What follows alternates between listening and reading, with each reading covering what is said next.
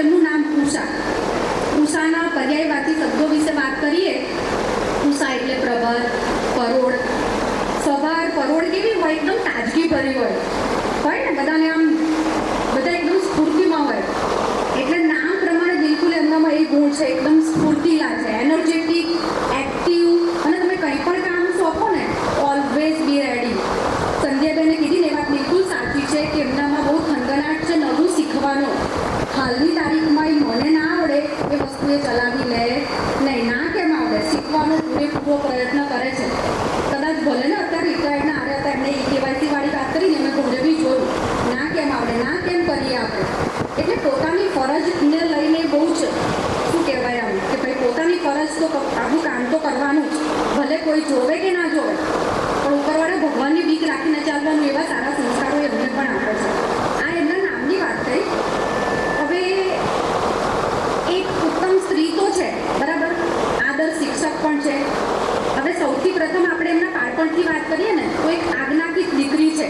હંમેશા મેં લગ્ન કરીને આ ઘરમાં આવ્યા પછી જોયું છે કે એમના માતા પિતા માટે એમને બહુ લાગણી એમ હંમેશા જાણે એમના માટે શું કરી લે. એટલે મેં એ જોયું છે કે જીવનમાં અત્યાર સુધીના એમના જીવન દરમિયાન એમના જે રોલ છે ને બધાને મેં બહુ ઓબ્ઝર્વ કર્યા છે.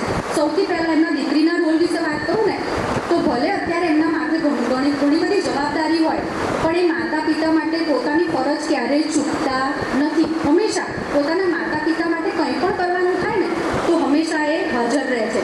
એટલે એક આજ્ઞાકીત દીકરી છે. પછી અત્યારે આજના પ્રસંગમાં પણ એમણે એમના ભાઈને યાદ કર્યા. એટલે એક વહાલી બેન પણ છે કે ભલે બીજું બધું કામ તો રહેવાનું, એ પોતે શિક્ષક છે, પરિવાર સાથે સંકળાયેલા છે, ઘણું બધું કામ છે, પણ પોતાના ભાઈ બહેન માટે પણ એટલો જ લગાવ છે એમને પડતી જરૂરિયાત હોય, કોઈ પણ કામ હોય તો એ એમના સમયે હાજર રહીને એમનું કામમાં પણ મદદરૂપ થાય છે. એટલે એક દીકરી છે, એક ઉત્તમ સ્ત્રી છે, એક શિક્ષક છે, એક દીકરી છે, એક બહેન છે. એની સાથે આપણે આગળ વધીએ એમના રોલ માટે તો એક પત્ની તરીકે પતિવ્રતા પત્ની પણ છે. આ મેં જોયું છે. એમને થોડા ગુસ્સાવાળા સ્વભાવના છે ખરા, પણ એમના મનમાં કશું હોતું નથી. થોડી વાર ગુસ્સો આવી જાય એટલે ઘણી વખત ગુસ્સા માટે વ્યક્તિ જવાબદાર નથી હોતી, પરિસ્થિતિ જવાબદાર હોય છે, પણ એમના મનમાં કશું કાયમી રહેતું નથી. થોડી વાર પછી કશું નહીં એમ. એટલે એ પતિવ્રતા પત્ની છે. ક્યારેય એમણે પોતાના પતિને મૂકીને કોઈ પગલું ભર્યું નથી. એક સુરમાં એ ચાલે ને એ રીતે એમના પગમાં પગ મૂકી ચાલે છે હંમેશા. ભલે કદાચ થોડી વાર માટે ગુસ્સો આવી ગયો હોય પણ પછી બંનેના નિર્ણય મોટા ભાગે એક સમાન જ રહેશે. હંમેશા બંને એકબીજા માટે એટલા લાગણીશીલ છે. હવે આગળના રોલ વિશે વાત કરીએ તો પત્ની પછી પુત્રવધુ છે. પુત્રવધુ છે એ મેં જ્યારે જોયું તો જ્યારે મા બાપને સાચવે છે ને એની સાથે સાથે એના સમકક્ષ એ પોતાના સાસુ એટલે ધૂળીબા આજે નથી આવી શક્યા. બહુ ઈચ્છા હતી કે મારી આજે આવે તો સારું, પણ એમની થોડી નાતંદુરસ્તીને કારણે નથી આવી શક્યા. પણ એમના માટે પણ એટલા લાગણીશીલ છે. એ અત્યારે 93 વર્ષની ઉંમરે એટલા એક્ટિવ છે. ખરેખર આજે હોત તો મારી પણ ઈચ્છા હતી કે એમનું સન્માન કરીએ, કારણ કે એમણે જે રીતે ટ્રેન કર્યા છે બધાને લગ્ન પછી. મમ્મી અત્યારે પણ એ સાક્ષી પૂરે છે. ખરેખર માનું બહુ મોટું યોગદાન છે બધાને ટ્રેન કરવામાં, બધાને ચોક્કસ સિસ્ટમમાં રાખવામાં. એટલે એમને પણ એટલા સાચવ્યા છે. એમની તબિયત ના સારી હોય, એમને કંઈ પણ તકલીફ હોય ત્યારે બધું પડતું મૂકીને એમની પણ એમણે એટલી જ સેવા કરી છે. હવે આપણે આગળના રોલ તરફ આગળ વધીએ તો પુત્રવધુ પણ હવે ઉત્તમ માતા છે. માતા માટે તો કદાચ હું કહી શકું કે એમના જેટલું સારું કોઈ ના કરી શકે. આજે આપણે જોઈ શકીએ છીએ કે હું સુજલ નામ અને નેહલ બંને અત્યારે બહુ સારી નોકરી અને બહુ વેલસેટ છે એવું કહું તો ખોટું નથી. કારણ કે અત્યારે પણ સુજલ, આ મારો અંગત અનુભવ કહું છું, અમે અલગ રહેતા હતા ત્યારે હું ને સુજલ બંને પણ ઘરે કોઈને પણ એક ફોન આવે, ફોનમાં બોલાતા એક હેલો શબ્દ પરથી સુજલને ખબર પડી જાય કે ઘરમાં કંઈ થયું છે, મમ્મીની તબિયત નહીં સારી. એટલા લાગણીશીલ એ છે, પણ બાળકોને પણ એટલા લાગણીશીલ બનાવ્યા છે. અને અત્યારે હું ખરેખર બહુ ગર્વ અનુભવું છું આ પરિવારના સભ્ય તરીકે, કારણ કે સુજલ પણ એટલા લાગણીશીલ છે. બાળકોને એટલા ટ્રેન કર્યા છે ને એમણે સંસ્કારોથી પણ, સારા શિક્ષણથી સંસ્કારોથી પણ, કે ભલે પોતાની જવાબદારી પર પોસ્ટ પર ગમે તેટલા મોટે હોય પણ મા બાપનું કામ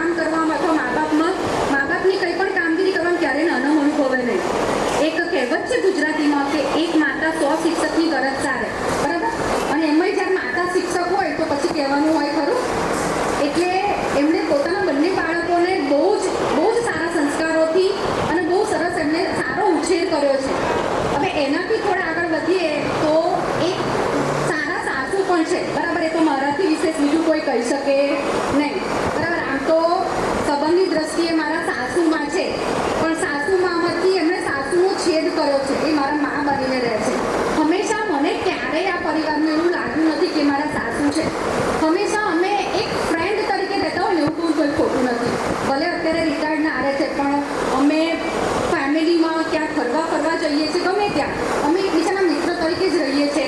એવું કહીશ ને તો ખોટું નથી. એટલે એક સારા સાસુમાં પણ છે. હવે એનાથી સૌથી અગત્યની જવાબદારી હવે એમની છે, એમનો સૌથી અગત્યનો રોલ કે જેના માટે હું કહેવા બેસું તો શબ્દો અને સમય બંને ઓછા પડે, એ છે દાદી અને બા. મારા બંને બાળકો આજે જે કંઈ પણ છે ને એમના થકી જ છે. જોકે એમના એકલા નહીં, પપ્પાનું પણ એટલું જ યોગદાન છે, પણ એમનું વધારે છે. મારા બંને બાળકોની ચિંતા કદાચ મારાથી વધારે એ કરે છે. શું ખાધું, ક્યારે એમને ઉઠાડવા. કદાચ હું નોકરી પર હોઉં અથવા તો અમે દૂર હતા ત્યારે પણ મારી એન્જલને એમણે જ ઉછેરી છે. એટલે મારા બંને બાળકો મારાને સૂચલ કરતા બા દાદાના વધારે એમની વધારે લાગણી છે, એમની જોડે વધારે જાય છે.